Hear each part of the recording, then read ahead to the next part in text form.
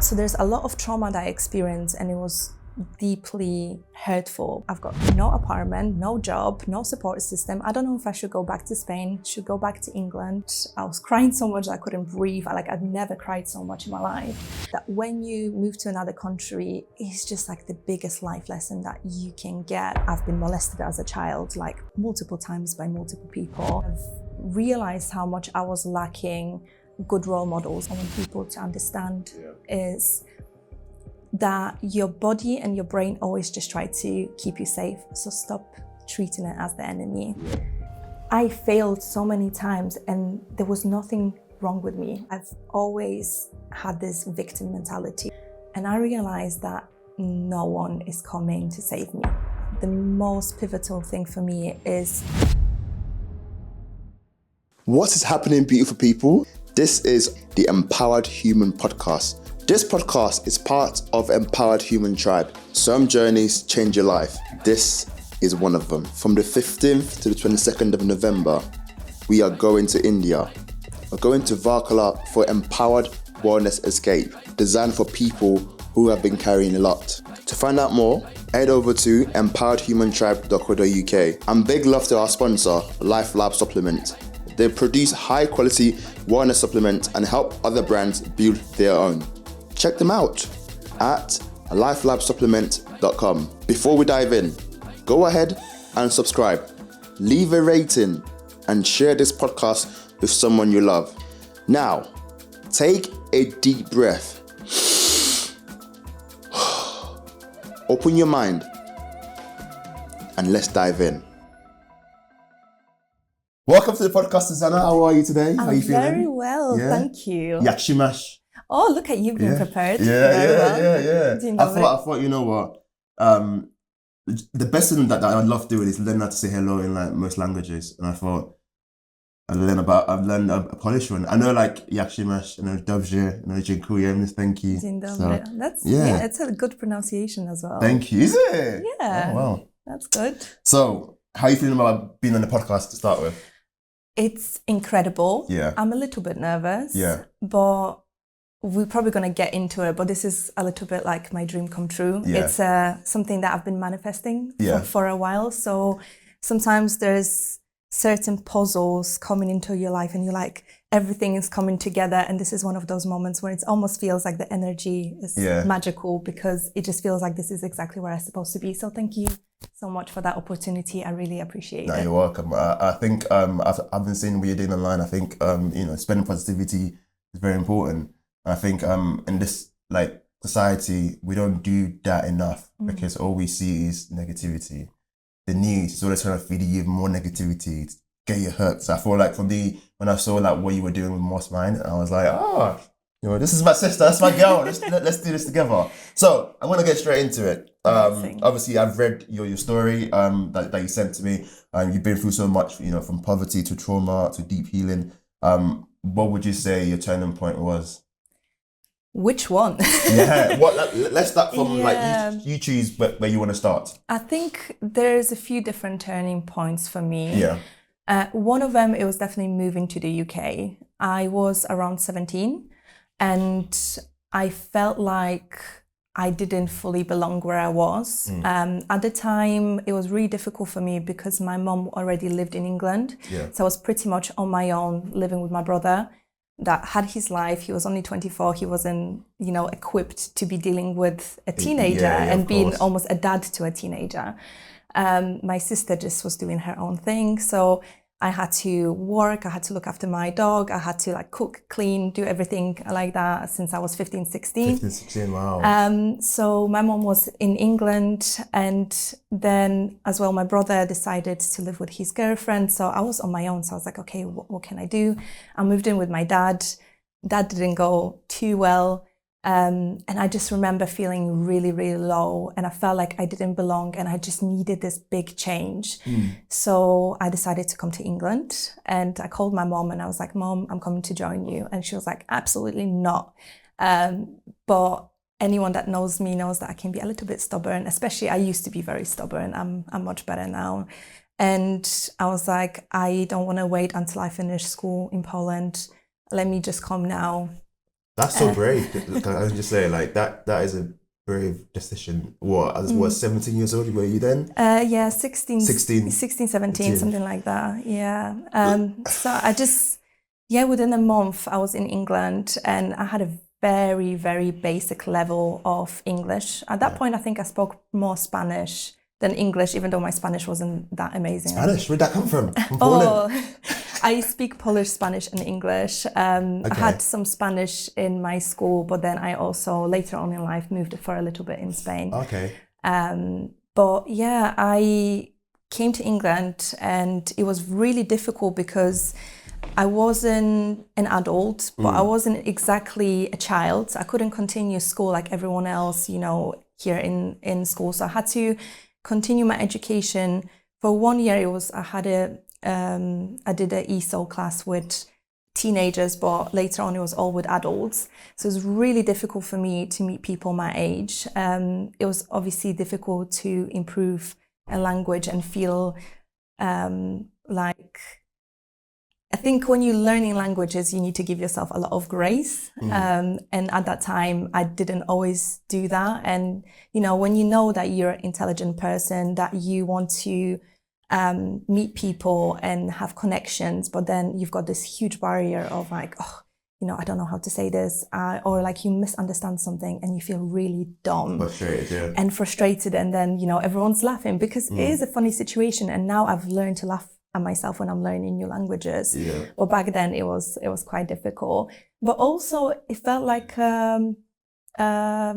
just fresh breeze into my life. I needed that change really badly. And it was another opportunity for me because in Poland, I not always focus on school as I supposed to. I had a lot of potential, but I just wasn't focused.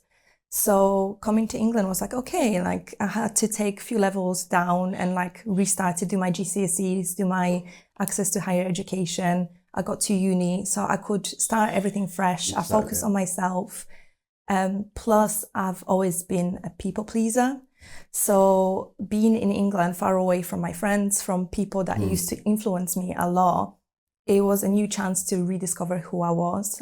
So I think that was a first point where I was like, you know what, let me focus on myself. Let me see what I want to do with my life. Yeah. So that was a part one. Yeah, that's part one turning point. I think I can resonate with some part of your story. Because obviously I moved to England when I was 15 as well. And but I think looking back, I feel like I had a support system around me because my mum also moved to England. I think age of 5 years before. So like I went to boarding school. I had my grandparents, so I had like the extended family around. So like that made it a lot easier. But I can't begin to imagine how tough it was for you at that age, not having the same support system and having to fend for yourself. So I think it's incredible. So yeah, you should be proud of yourself. Thank you. And then you were saying you couldn't focus in school like back then. Was it because you had to fend for yourself, or was there other reasons? I think there's a few different reasons. One of them for me, it was lack of guidance and mentorship. I think because my mom was a single mom of 3 kids. She was so focused on providing that it was hard for her to be so present and do homework with me. So I would skip school a lot. And another thing, it was like I was quite rebellious and very opinionated. So if I wanted to do something, if I wanted to, You tell them, girl. Then, my mom sometimes didn't know how to deal with that. And she was so busy and she did the best she possibly could with what she had. And then obviously she left the country. So I had all the freedom to do what I wanted. And I think I was quite lucky as well that a lot of teachers liked me and supported me. And when I sat down and, when I prepped and learned, I was good and I was absorbing the knowledge well. But I think I always lacked the mentorship and guidance. And I think this is something that's been a huge lesson for me within the last year. I've realized how much I was lacking good role models in my life, how much the guidance is really important and how further I would have gone in my life if I had that. But also it's just, forgiving people in my life for not giving me that because they did the best possibly they could with what they had. And also accepting, okay, this is what it is. but what can I do with it now? And where can I find that mentorship, the guidance, maybe some older people in my life that I can learn from. And this is why for me community is so important. And I've been searching for those communities where I can learn from and I can lean and yeah, I've been finding them in the different surprising places. I love that. I think I can almost relate to some part of that again, community, because I felt like when I moved to the UK at the age of 15, I almost lost myself so much so that like I developed a stutter. And again, similar to you, like coming to England, Southeast London, trying to speak the British English. It was hard. And then because Southeast London is tough because schools out there, the kids are, the savage. They will laugh. They would, and that made me even more like reclusive. It made me actually angry as well, because like a lot of time before I go to go and speak to someone or go to the shop, for example, I used to like practice what I was gonna say. Same. Yeah. Same. I used to my god, I still do that sometimes. Yeah. I used to practice it. Then like I think like it creates more pressure. So like when I get to the person I need to speak to, I can't get the words out. Yes, I can relate to that 100%. And I do that especially now in Spanish. And I'm like, I'm already thinking, oh my God, I'm going to Spain next month and I haven't spoken Spanish for almost a year. Like, and I'm like practicing what I'm going to say. I'm like, just relax. Yeah. Because it does put more pressure. It does. On that topic, I want to like talk about like what people don't know about moving to a different country, especially at a young age. What do you wish more people understood? Because when you look at the news now, everyone thinks, oh, immigrants, they're terrible people. But honestly, like, we're all trying to survive as well. Like, what do you wish more people understood? I think for me, I look at it from two different perspectives. Yes. I was an immigrant twice almost, because I came to England when I was 17. And that's a classic story of like, my mom was working in a factory, I was going to school, we were claiming benefits, any support that we could, because we were struggling, it was just the two of us, and my mom still tried to support a little bit, for example, back home. I get that. Which Nigerians as well. So that was the one part of the story, and for me, I didn't experience as much hardship. It was my mom that took all that load of figuring out all the paperwork, figuring out all the appointments. She doesn't speak very good English, so obviously whenever I could, I was helping with that. And being a child of an immigrant and being an immigrant is like having always that load of like, okay, there's papers that need to be translated and things that need to be done. But overall, my mom took a lot of that load and I could just focus. And to be honest, I remember feeling like, because Polish education is really hard. Same in Nigeria, it's crazy, Yeah, I feel like Polish and Nigerians, we have a lot in common. I think especially being super hardworking and focus on education, and Polish education, especially high school, is packed. And I just remember coming to England and all of a sudden I was obviously it was a bit of a different course, but I was in school 2-3 times a week, and I was like, what am I supposed to do with myself now? And I found it like the level was easier, and I was like, okay. So I was like, let me just relax for a little bit. So there was I got time. There was parts of that where I was like, you know what, I can relax a little bit. But other than that, obviously all the things like paperwork and all that hardship, my mom took that. But then moving to Spain on my own, I think it was 2 years ago when I decided to move to Madrid. I didn't end up staying for long. I stayed for 6 months. But this is where I made a plan. I was like, let me go to Spain. Let me live in Spain.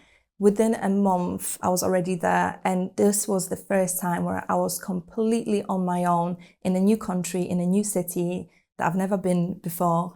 I had to sort all the paperwork. I had to work with the language skills that I had. And people need to know that when you move to another country, it's just like the biggest life lesson that you can get, because you are extremely independent. You don't have that support system. It can feel lonely, definitely can feel lonely, but it can also feel extremely rewarding, because I feel like after I moved to Spain and I came back, I gained this new trust in myself. I'm like, wherever I go now, I know I'm going to be okay. I know, like, just throw me anywhere. I know I'm going to be okay because I know I've got the skills. I know I've got the resilience. I've got the willpower. And I know I'm going to be fine because I've proved myself that, you know, I can make the money. I can find a job, even if it's not the job that, you know, like I know I'm going to be okay no matter what. I'm going to be okay. Yeah. So I think that's looking more from like a personal perspective. Yeah. And then when it comes to society and how they perceive immigrants, I think that's a really complex question. I think without getting too political about it, I think people just really need to have a deeper compassion of like, everyone is just trying to be safe, like have a good life, and human first, 100%. And just people need to get a bit more curious about why people immigrate, why they do it, what they want to bring. And I always say, I'm a big advocate. If you move to a country, you need to adapt. And integration is so important. Yeah. Because I believe that as well. Like for me, like I'm very Nigerian, but I'm also very British. Like you know, I embrace, you know, the culture, because you're in someone else's country. You have to embrace that. 100%. And also, you can still showcase your culture and be proud of who you are, but still embrace the, you know. I feel like I've done it a little bit to an extreme where, because I've always been so passionate about learning about other cultures. Yes. My friends actually called me previously like the least Polish person on the planet. And I was like, what do you mean? But then I was like, oh, actually, I know exactly what you mean. Because I came to England and I got so integrated. I refused to have any Polish friends. And, you know, when I'm around my... You're Polish. Get away. And then I moved to Spain and I'm like trying to be so Spanish, but then like I'm with my Dominican friends. I'm like just trying to like learn everything from them. I'm with like my Angolan or Nigerian friends, and I'm like, you know, and I'm trying to absorb the culture and learn and be respectful. But then I'm like, you know what? Also, don't forget where you come from and try to be grateful what you learn, because there's so many amazing things that Poland gave me that I'm super grateful. So I think it's having that balance. Yeah, for me, the word is integration. I love my Sunday roast, but I also love my jollof rice. Who doesn't love jollof? Come on. And a cup of tea, or English breakfast tea. Yes, please, Mia.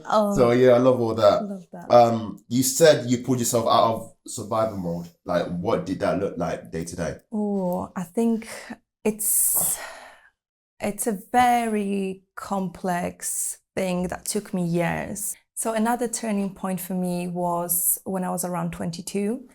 And it was around COVID time, maybe post-COVID.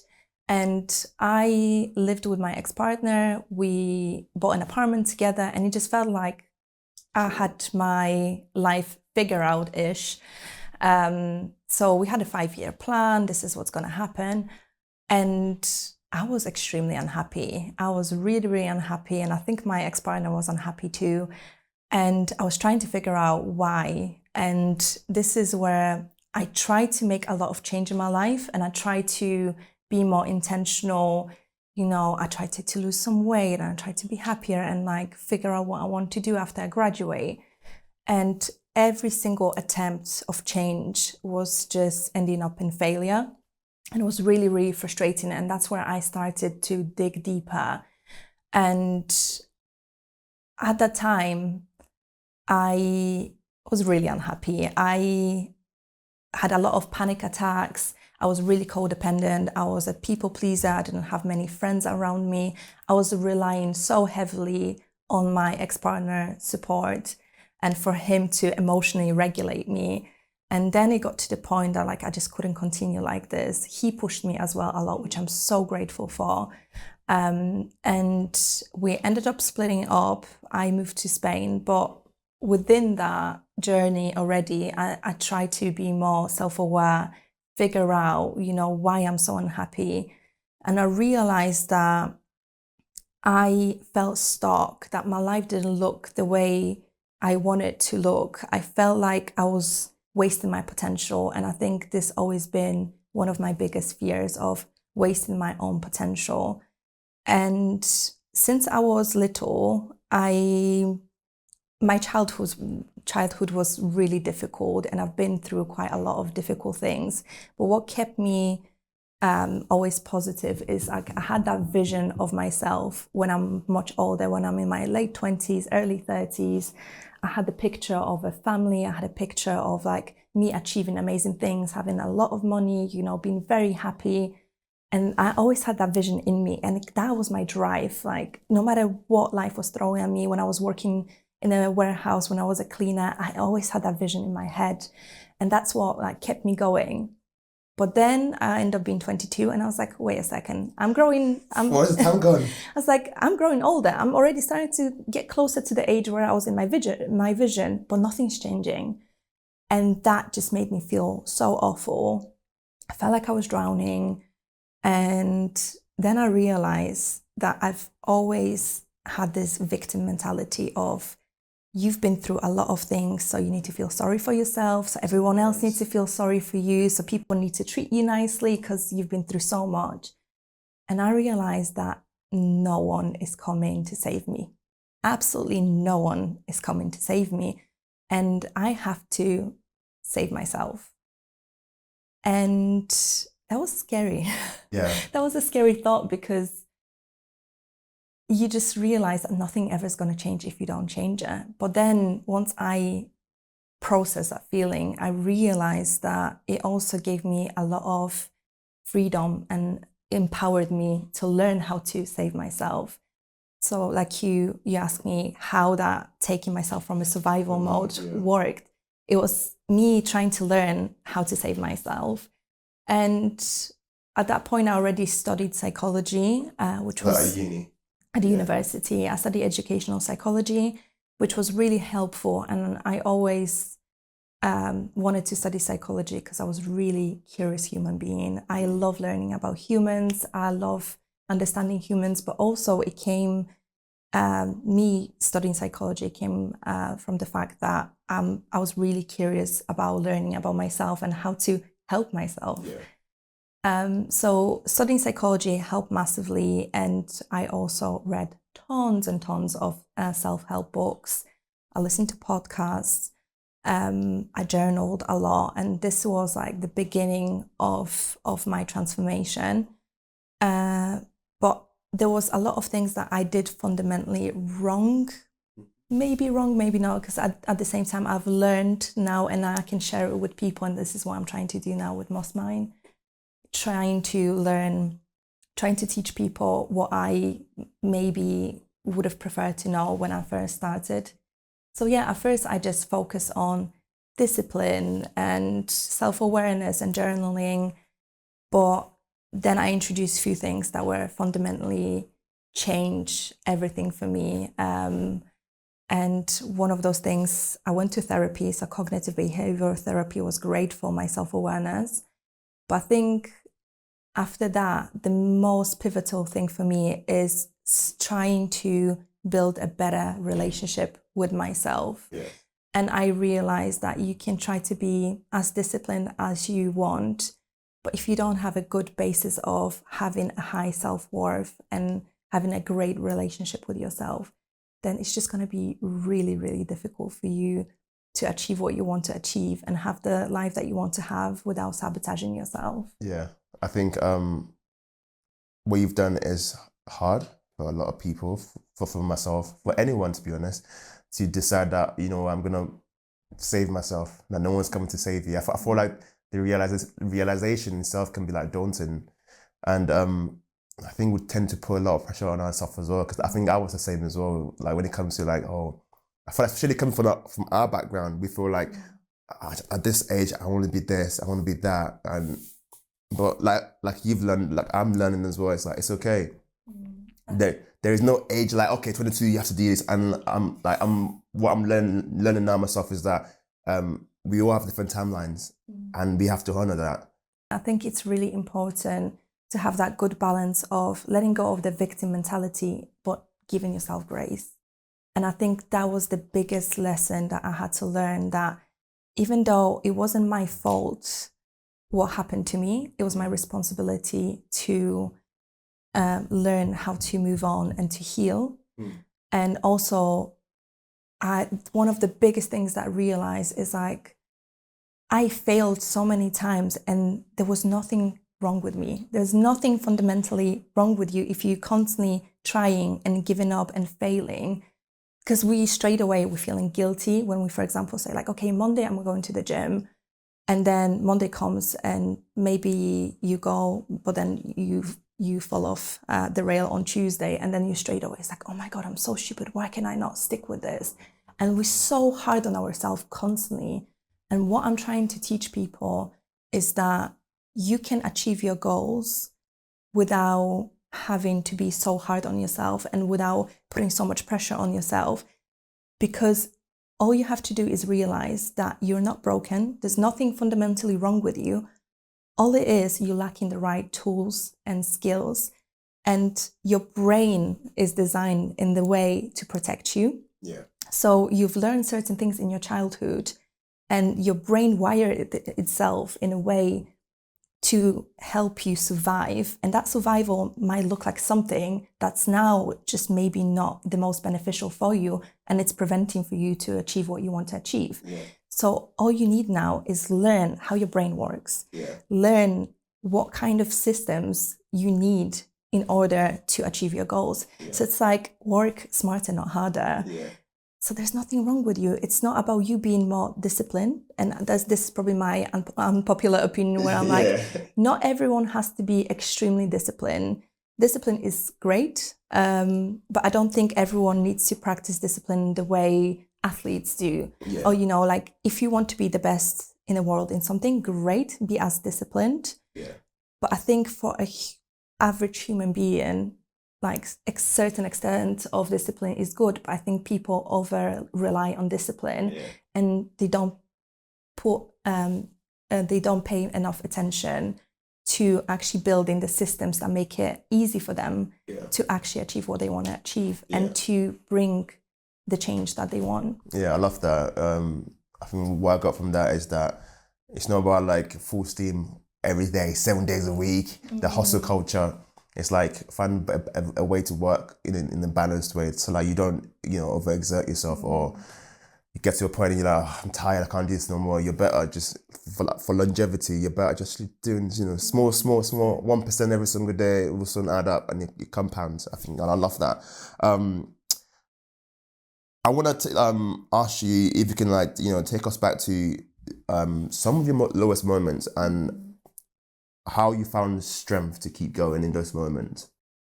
Again, which lowest moments? Because there's so many. I'll let you pick whatever you feel comfortable with. I think I would say a lot of my trauma from my childhood, at the time when the trauma was happening, it wasn't as impactful for me because I wasn't as aware that it's a trauma.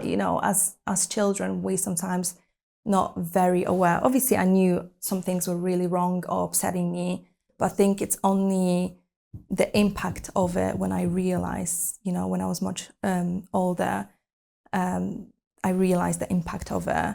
I think there was few moments in my life. I think even last year I was going through a really bad breakup, and I think some people find it really surprising that even though I've been through a lot, I grew up in poverty when my mom sometimes struggled to put food on the table. And I dealt with a lot of very close people to me that struggled with severe depression and, for example, attempted suicide. And, I've been molested as a child, like multiple times by multiple people. So there's a lot of trauma that I experienced, and it was deeply hurtful. But my friends sometimes were surprised that my last year's breakup was almost one of the most traumatic things that happened to me.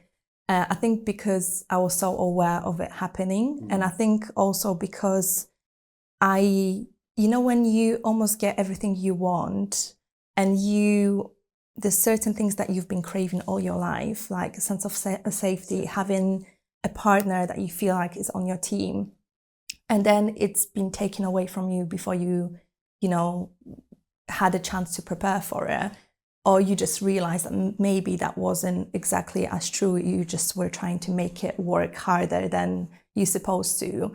And I think my last breakup was quite difficult for me because I moved from Spain and I worked so hard to get there. And then I moved back for my ex-partner, and I moved to a completely different city, so I didn't have my support system.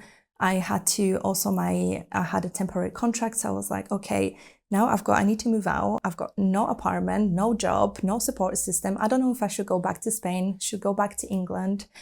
Also, I think for me it was really difficult as well, because I was preparing for probably 3 years to get in a relationship. I was doing all the steps because I decided that I want my future partner to get the best, the softest, most feminine version of myself. So I worked so hard to prep for myself, and I also felt so aligned with the timeline of my life that I felt that, oh, soon I'm going to get in a relationship. I felt him coming to my life. So it just felt like it was meant to be. So in a sense, it was meant to be, because it meant to teach me different lessons. So, but it also made it much more difficult for me to let go. And I think at that time, what helped me the most, it was my community. I will forever be grateful for all the women that I've got in my life. My mom was incredible. I will never forget, I had one night where I was really upset. I was crying so much that I couldn't breathe. I'd never cried so much in my life. And my mom just was there for me. I was like, I will never forget that. And my best friends, these women just make me feel so incredibly supported. I will be the most messy version of myself. I'll be crying. I'll be just being a bit irrational, and they will never look at me like I'm less. They'll always support me. They will always see the best in me. And I'm just forever grateful for that. And also, I'm grateful because 5 years ago, I didn't have that, and I had to find that community for myself. So I don't take it for granted. And I'm just super grateful for the people in my life. I think this is probably the biggest flex in my life, that I get people in the different countries that get super excited to see me, that love me, that support what I do. So definitely, I would say support system is everything. We haven't been wired and built to do everything on our own. Yeah, I love that. I think that's beautiful. And big up yourself as well, and the community. And your mum, I think it's important. You talk about you can't bully yourself into healing. What does compassionate self-talk actually look like in person? You should know this, the affirmations. Yeah. You're the affirmation king. Yeah. Today's affirmation is. Exactly. Yeah. I think we can even take it a step back, because I think we need to understand first the impact of trauma and impact of how the negative talk actually impacted our brain. Because I think to give yourself compassion, you need to realize that, again, there's nothing fundamentally wrong with you. Your brain wired itself in a way to keep you safe. And the way trauma actually works, one of the key effects of trauma is that it dysregulates your nervous system, and it also affects three main parts of your brain, of your amygdala, which is the small, you studied psychology, but it's the small almond-shaped piece of your brain that is responsible for processing emotions. And when you experience a deep trauma, it actually makes your amygdala more hyperactive. Amygdala is also especially responsible for aggression and anxiety. So this is what makes us more reactive. Then trauma also affects our prefrontal cortex, that is responsible for all of our executive functions. So our logical thinking, our reasoning. Prefrontal cortex is what makes us realize that there is a consequence behind our actions. So trauma actually makes your prefrontal cortex shrink. So there are studies that show that people that experience a lot of trauma will have a smaller prefrontal cortex, and the same with the hippocampus. Yeah. And hippocampus is responsible for your memory and your learning. So the research shows, again, that trauma affects your hippocampus and it makes it smaller, which makes people perceive time differently. And that's why a lot of people with PTSD have a much smaller hippocampus, because they struggle perceiving what of the memories are actually memories and what's now. So the lines are getting really blurry. So where I'm getting with this is that trauma affects the way you process everything, from your emotions to your memories to your learning. So for example, if you're someone that struggles at school or struggles at work, struggles with your focus, you might not realize that it's because of your trauma and how it affected your brain. So again, there's nothing fundamentally wrong with who you are. It's just how trauma affected your brain. So I think once you realize that, you will give yourself more grace. It's like, it's not your fault. You've experienced something that altered the way your brain works. But how can I help myself now? And I think another thing that I think is a key thing that I want people to understand is that your body and your brain always just try to keep you safe. So stop treating it as the enemy. It always just try to keep you safe. So stop being so angry with it all the time. I think people are just like so angry with their bodies all the time. It's like, oh, why am I ill all the time? Like, I'm ill again. It's like, maybe your body is trying to tell you to slow down a little bit. I think giving yourself grace is starting to work with your body on a daily basis and being like, how can I care for you a bit better? You looked after me for so long, tried to keep me safe. Now let me look after you. Let me give you grace and treat your body as this like most precious object that you have. Start falling in love with who you are. And that's my number one thing. Number two thing is inner child work. I will forever be talking about this because as someone who struggled a lot with being overly critical of myself, inner child work healed me in so many ways. It helped me to connect with myself, speak to myself more gently, because you would never say those awful self-critical things to a child. Like if you imagine yourself when you were 8 years old, like I've got a picture of myself when I was probably 5 years old on my phone screen as a reminder, like I'm doing everything for her. And also when I'm having any bad thoughts about myself, I'm like, this is who you're speaking to. She's just a child. She's just trying to figure out life. Like, give her some grace and just look after herself. She's already been failed by so many adults in her life. Now you've got a chance to be this adult that keeps her safe, keeps her entertained, keeps her like exploring life. And I'm giving her now everything that she never thought is even possible to experience. And that brings me so much joy, but also helps me to be more kind with myself. Yeah, I love that. I think that's beautiful. I was going to ask you about like some tools that from actual practicals, like for someone that's going through a difficult time at the moment, that might have, like, they might be experiencing what you've experienced. Like, if you can advise them, what would that advice be for them? I would definitely start with saying that I'm not a psychologist. I graduated from psychology. We're not psychologists, but just take this at your own risk. It's from my own experience, and I'll always say, if you struggle, if you feel like you know you're not in a safe situation, or you might be suicidal, always seek professional help. That's the number one thing. But if you're trying to help yourself, there's some tools that you can use, very practical tools. And I think what also I like to do, I'm a person that blends spirituality with science, and I like using tools that have an explanation in both. Okay. So for example, like you said, affirmations.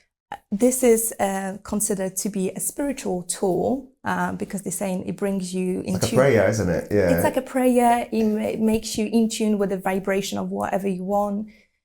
And then when we look at affirmations from scientific perspective, they work because of neuroplasticity. So our brain has this amazing ability to actually rewire itself. So when we constantly repeat affirmations, they actually help to fire certain neurons in our brain constantly, and they create new neurological pathways. And this is how it actually works. And especially it works really well if we in a certain brain wave. So you've got the alpha, beta waves. So most of the time we're in a beta state, which is very alert. Alpha state is where we are a bit more relaxed. It might be a light meditation if we may be doing some breath work. And then the theta state is when we either just woken up or just before going to sleep, or if we're in a state of deep meditation. This is where our brain is in a theta state, and this is where we can actually access our subconscious mind, and this is where it's easier to rewire our brain, and neuroscience obviously support that. And when we repeating affirmations in that state as well, this is where we can easier rewire our brain. So again, affirmations is a great tool. I love my affirmations. I feel that affirmation changed my life. Hence why I'm actually working on, doing our own affirmation cards. But our affirmation cards are going to be the first one to have actions on them. I believe in action as well. Because words are powerful, but without, action.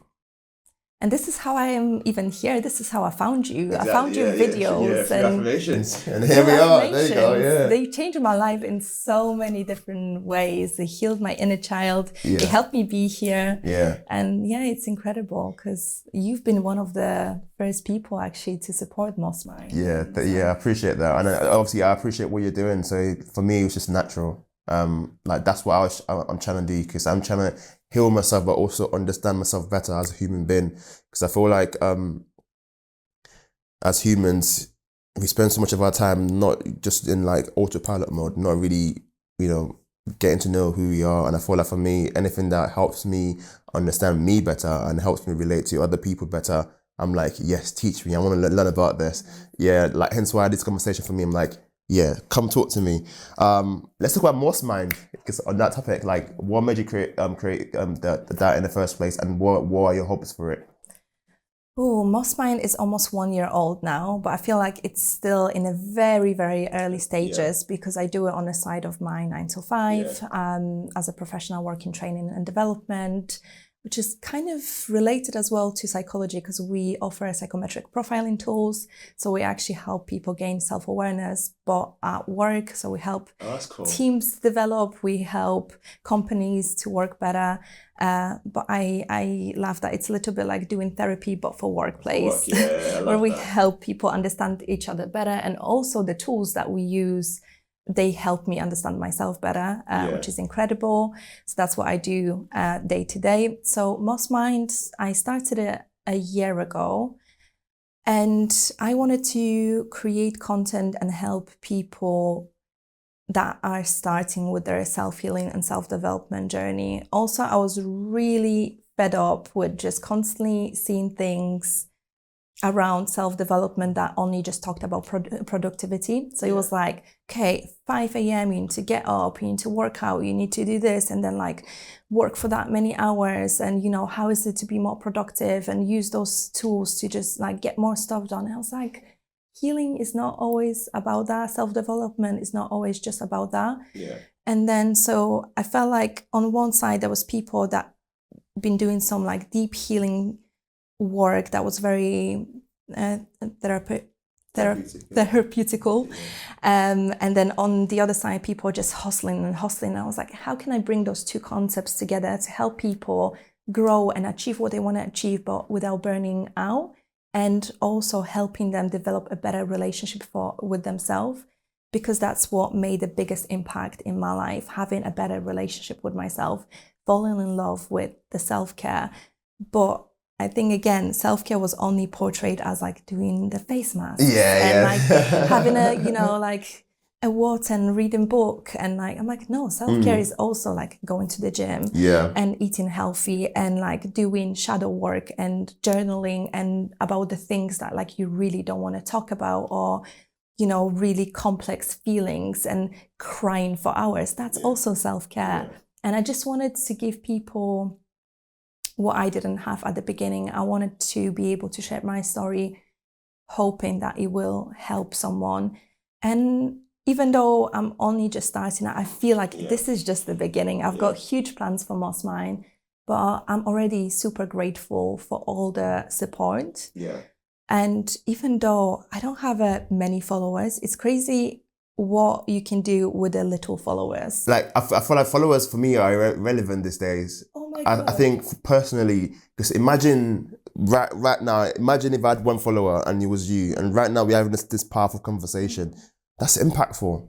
Of course. Like, but I feel that's with some social media, we see like numbers as like people as like numbers that are like, oh, well, just one person, well, I want 10. But I was like, the other day I got like 300 followers on my podcast. I had like I had like 40 people on my YouTube channel like subscribed. I was like, oh my God, this is amazing. 40 people actually like stopped and clicked like subscribe button. That's imagine having 40 people around you.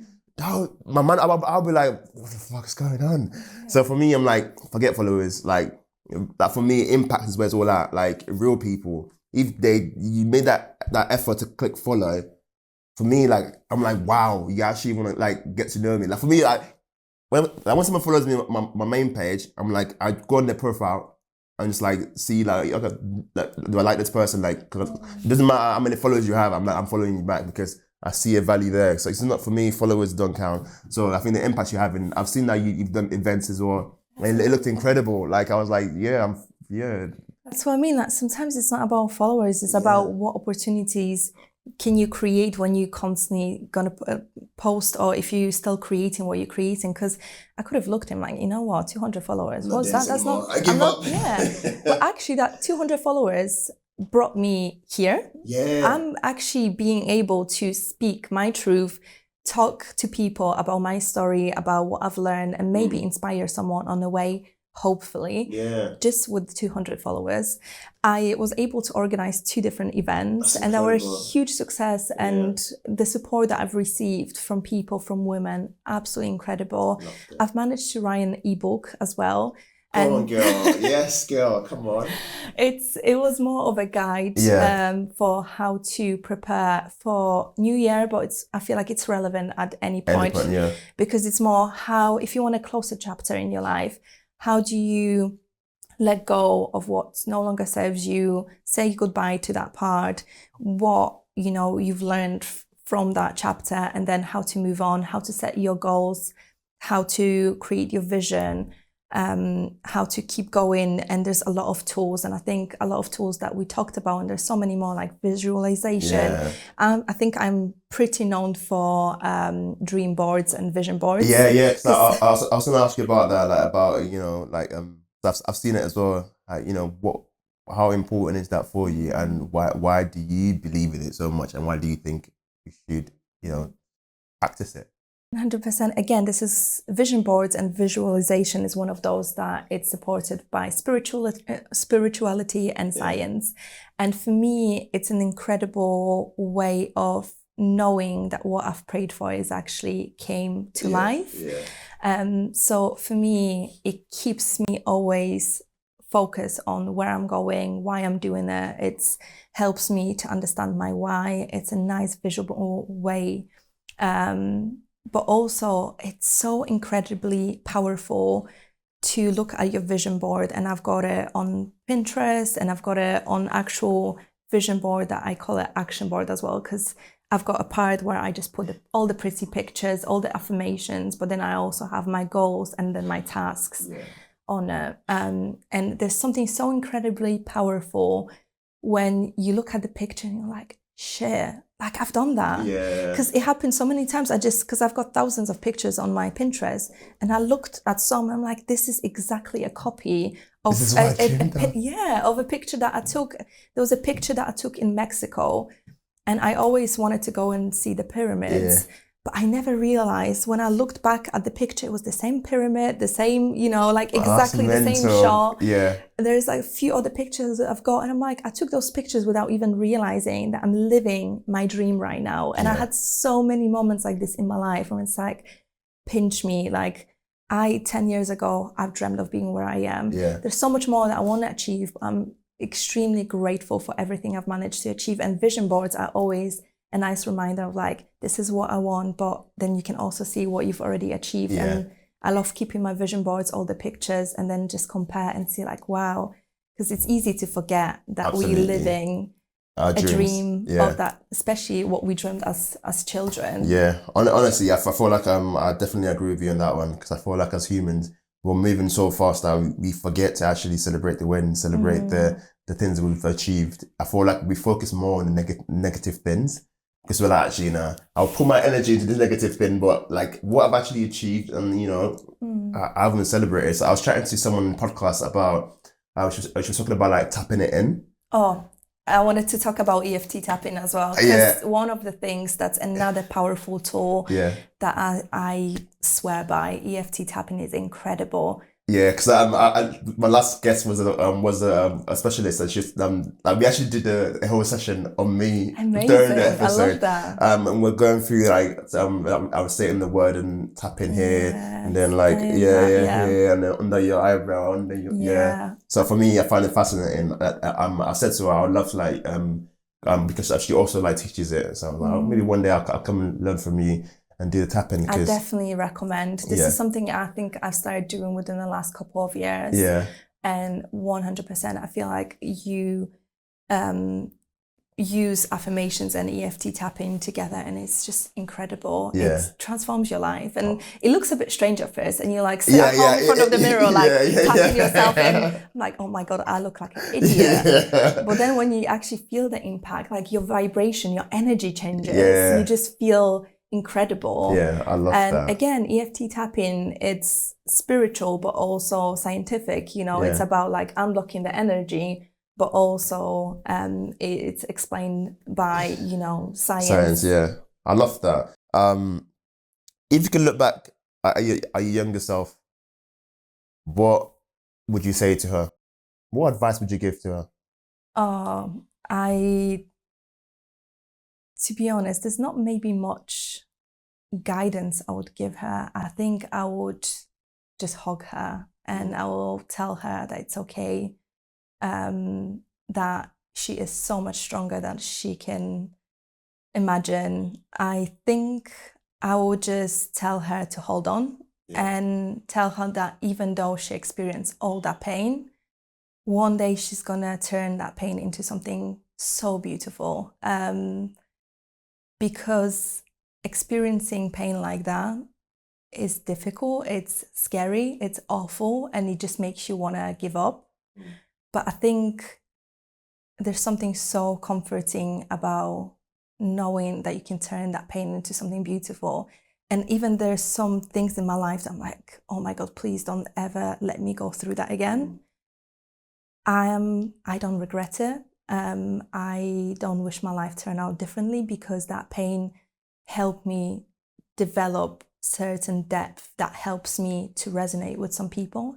It helps me help other people. It helps me understand and appreciate a lot of things in my life. And it's a nice way of living where I can just romanticize everything about my life, where I can find beauty in all the small things. And this is because of the pain that I experienced. So I think, for my inner child, I'll be like, just hold on. I'm here. You're safe. You're going to survive this. And things, as cliche it sounds, like time heals things. And you're going to learn so much, and you're going to develop so much resilience. Yeah, I think that's beautiful. I think your strength is admirable. And yeah, honestly, like hearing your story and seeing, you know, you talking about your journey, is very inspiring. All I want to say is like keep going. And you might not see it, but you're changing lives. Because I've had a lot of times when people say to me, "Oh, I watch your affirmations," but they've never liked it. But they're watching, so I want you to know that people are always watching. So keep doing what you're doing, and I'm hoping in the future we're gonna work together. Build a strong community where we can all, talk about emotions and relate and grow together. I think is important. I believe that people would always need people all the time. So yeah, if people want to find you, where can they find you? Definitely MossMind on Instagram. That's number one. I'm planning to do a little bit more on YouTube. There's not much at the moment, but they also can find me on YouTube, but mainly my Instagram page. Yeah. Before we go, what would you want someone to take away from this episode? Oh, I think first, stop treating your body as the enemy. All it ever wanted to do is keep you safe. So start falling in love with looking after yourself. there is a quote of this Polish lady that I absolutely love, and she always say that you are not a problem to be solved, but a miracle to be discovered. I love that. It's beautiful. I think more people need to know that and practice that. Just stop treating yourself like the problem. There's nothing fundamentally wrong with you. You're just a miracle that needs to be discovered. You just need the right tools. So get curious about the tools, and always don't forget to lean on your community, because community is incredibly important, and you weren't built to do it all alone. So just reach out and also be the community that you want to have. I believe in that so much. I feel like a lot of the times we all want to change the world, but what I realize is actually changing our world, because once you change your world, you start to influence other people, and then other people start changing their world. Imagine everyone's like impacting their own little lives together. It's powerful. Thank you so much. Yeah, thank you so much. Dziękuję bardzo. And that's it for today's episode. If something resonated with you, please do one thing: share it, send it to a friend, post it on your story, or just talk about it with someone you trust. These conversations matter. And please, don't forget to subscribe, rate the show, and download each episode. It helps more people find this space and join our movement. And if you're ready to go deeper, join us at empoweredhumantribe.co.uk and on our socials at Empowered Human Tribe. I'm your host, Adeshina Adeshokan. You are not alone, you are not too late, and you are more powerful than you've ever been told. This is Empowered Human Podcast. Keep on shining. I will see you next time, my friend.